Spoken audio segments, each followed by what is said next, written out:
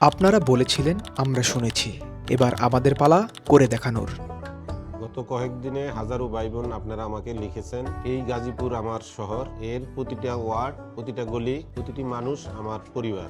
আজ আমার পরিবারের অগণিত সদস্য আমাকে তাদের কষ্টের কথা সরাসরি জানিয়েছেন।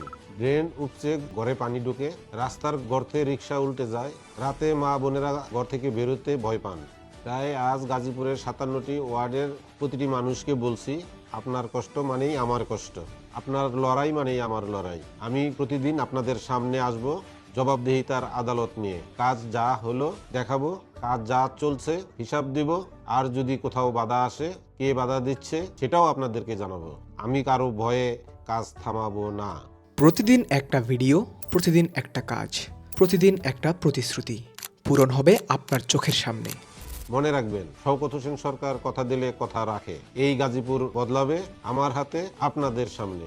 চোখ রাখুন আগামী রবিবার থেকে।